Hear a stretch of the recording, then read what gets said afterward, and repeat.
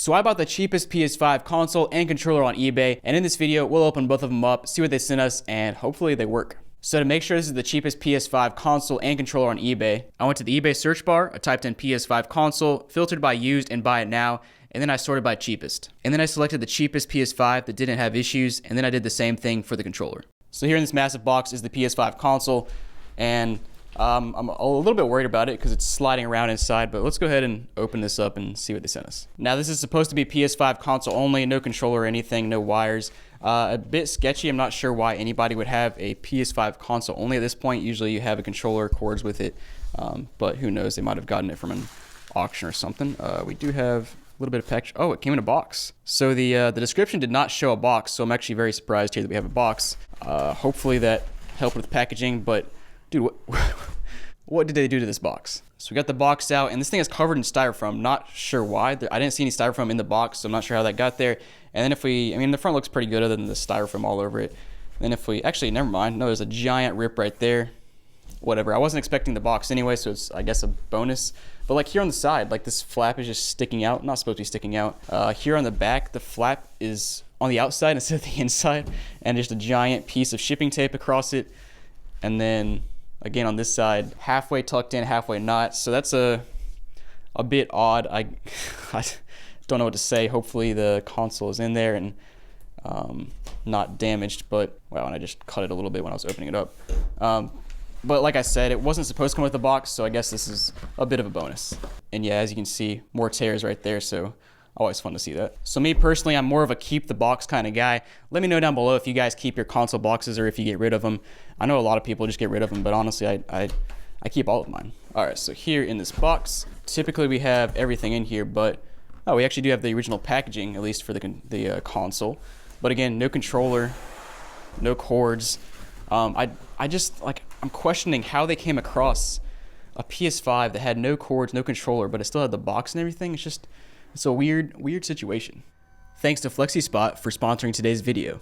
So this right here is my FlexiSpot E7 Pro Plus standing desk, and man, I love it. Having a FlexiSpot standing desk like this can really be a game changer for your workflow. It has a desk keypad that allows you to easily move the desk all the way up to 49.4 inches and then all the way down to 23.8 inches. And by the way, you can also program memory presets. So whether you want to use the desk sitting down, standing up, or even doing a weird squat in between, there's a height for you. And as you saw in the first clip, the FlexiSpot E7 is super smooth as it goes up and down, and it can even hold up to 355 pounds, all while being wobble-free. And the best part about it is FlexiSpot really stands behind their product. They offer a 15-year warranty. That's right, I said 15-year warranty on this desk, which means you don't have to worry about this thing breaking down in a few years and having to buy a new desk. And it was actually rated by TechRadar as the best standing desk for working from home. And me personally, I like these FlexiSpot desks so much that I actually have 3 of them right now. I have one right here that I use for filming. I have one in my office for a standard workstation with a monitor and a Mac. And then I have one at home that I also use for filming. And I've had the one at home for over 3 years, and man, that one is showing no signs of slowing down.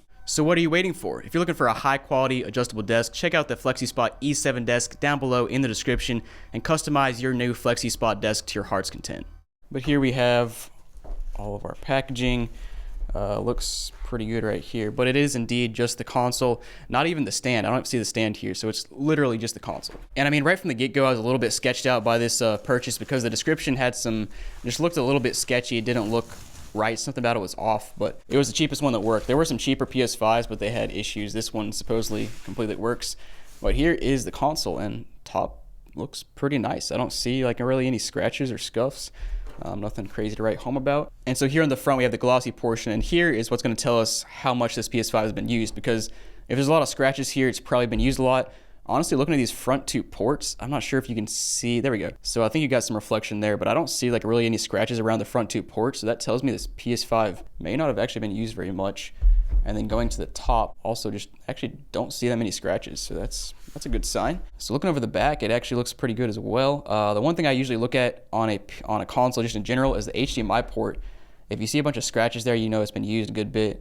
I see like a couple scratches, but nothing crazy. So I don't know, maybe this console hasn't been used much. Maybe that's also a bit sketchy because maybe it was a return that didn't work. I don't know.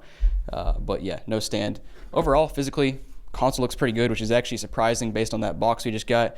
But let's take a look at the controller now. All right, so now for the DualShock 5 controller, and this is a bit sketchy to me. The listing said it was in very good condition, 93% out of 100, which I'll show you. I don't think it's a very good condition, and it's in a bubble mailer, which is not great. You know, if I ship out controllers, I always ship them in a box because you can really mess up the analog sticks and buttons if you ship it in a bubble mailer, but I mean, we'll see what comes out of here. So this is funny. They use the free USPS packaging and put it inside larger non-free packaging. So they basically use the free stuff for the wrong service. A little bit dirty when people do that, but whatever. All right, and then in here, oh, we have another bubble mailer. All right, guys, so we have bubble mailer inception. We got one bubble mailer, 2, 3, and I think we're finally down to the controller now. All right, here it is. Here's controller, and there's something else in here. We have a random pawn shop sticker. All right, so here's the controller, and as you can see, this thing is not great. So I saw the pictures in the listing, and they did look like this. I knew it wasn't gonna be in great condition, but I just thought it was funny that the description said it was in very good condition. Obviously, we're missing an entire thumbstick grip right here. This one is partially torn off. The entire thing just looks well loved, well used. It just looks like it's been worn down so much on the front and back. Like there's dirt on the sides. All the buttons seem to click, so from that standpoint it seems to work. Actually, that mute button doesn't really click. It feels very sticky, so I don't have high hopes for this controller. Oh, it is flashing, it is turning on, so it at least has power, but yeah, I don't have high hopes for this controller, honestly. So our next step is to plug in the PS5 console and the controller, see if they work. I'm a bit skeptical, but I guess we'll find out. So now we're connected up. My PS5 controller is connected to the PS5. PS5 is on the screen. Looks good so far. Let's go ahead and connect to Wi-Fi. I see my 2G Wi-Fi, but I don't see 5G. There it is. All right, so we'll connect to my 5G Wi-Fi and we'll see if it works. We appear to be connected up to the internet. Let's go ahead and finish this setup. HDR, don't care about that right now. And apparently I can go ahead and insert a game disc to see if that works. So I guess I'll go ahead and do that. So I have Resident Evil Village for the PS5. We'll go ahead and put that in, make sure it works. All right, disc is in. Let's finish the setup now. All right, so I booted up all the way. So far, so good. There's a few things I want to test, obviously. So first, let's go to settings, and let's check out our speeds here. There is a chance that, you know, the network card is messed up. I bought a refurbished PS5 from eBay about a year ago, and it actually had a bad GPU, which is kind of crazy to figure out. But I'll throw that link on the screen if you want to go check that video out. But that was really weird. Yeah, so this seems to be about right for Wi-Fi. So the next thing I want to do while this disc is installing is I actually want to download Astro's Playroom. This game is great for testing out all the controls in the controller, making sure the screen looks good. This is actually the game where I figured out the other PS5 had a bad GPU, so this is a great game to try. Astro's Playroom is installed, so we're booting it up now. We're going to play it a bit, test out these controls, and make sure the PS5 is performing as it should. All right, so this left analog stick is the one I'm most concerned about, considering it's missing the thumb grip completely. But it appears to work. We can jump, we can fly. Can we punch this tree? We can. The button was actually a little bit sticky there. I do want to check out this mute button because that was the one. It does work. It's just very sticky. Like it doesn't click like it should. A bit odd. Home button works. Let's see what else we got here. Square works. I don't think I can use triangle or circle on this page. I am concerned about the adaptive triggers. Those are the ones that seem to go out most easily. So let's go ahead and go to, I think it's that PS1 area over there. And we'll go ahead and play some of the claw machine and try out our triggers and see if they're working. So you hop on this thing. If you're not familiar with this game, you can actually, so first of all, I can use my motion right here to move this guy around, which appears to be working. And now if I pull the left trigger, I can pull this lever down. So it kind of uses the adaptive triggers here. Okay, that one seems to be good. And then I use the right one to squeeze it. All right, seems to be good as well. Let's try it out again. We'll pull down the left trigger again, so it kind of stops right there, and then boom. Always cool to do. Oh, I can throw it up in the air. I didn't know I could do that. And then we'll squeeze it. All right, cool. So those two are working, but all right, cool. So far so good. Let me we'll go to one of the play areas and just explore the environment and test out these other controls. So I'm trying out the share button and the start button, and both of them work, but they're very sticky, which is awesome. And another feature I was a bit worried about was the vibration.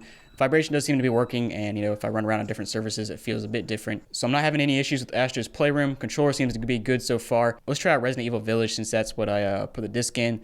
I just finished installing. All right, so Resident Evil Village is working. I tried out a few more buttons that I couldn't try on Astro's Playroom, and those do seem to be working. I actually have not played Resident Evil Village in a long time. I played it when it first came out for a few hours and then just never finished it for whatever reason. So I actually really need to go back and finish this game up. Now, another thing I want to try is playing a PS4 game. I'm not sure if it uses a different laser than the PS5, but let's just try it out just to make sure a PS4 game will work. All right, so Until Dawn for the PS4 is recognized. It is copying, so that appears to work. PS5 game works. Internet works. I'm signed into my online account. Doesn't seem to be banned or anything. So, I think we're all good here. So there is one last thing I want to do here. We're going to open up this PS5, take a look at the insides.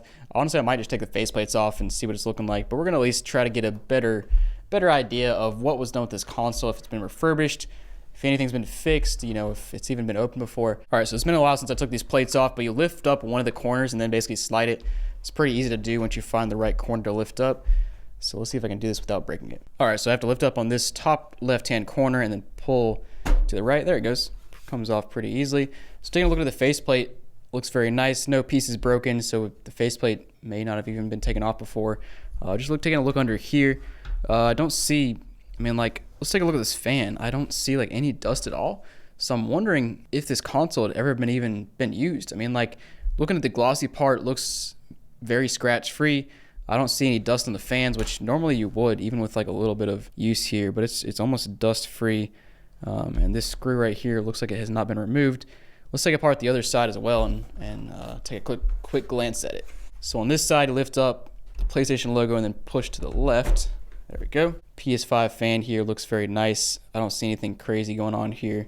I was still baffled why this console came console only with the box but missing controller and all that good stuff, because that's kind of normal for something that was refurbished, or I don't know. I'm just speculating, but it's just odd that a console in this good a condition would come in a box like that and not have the controller, all that stuff. Just weird. And so if we wanted to take this apart further, we'd have to peel up on this sticker right here, which it looks like it's never been touched. So actually this one as well.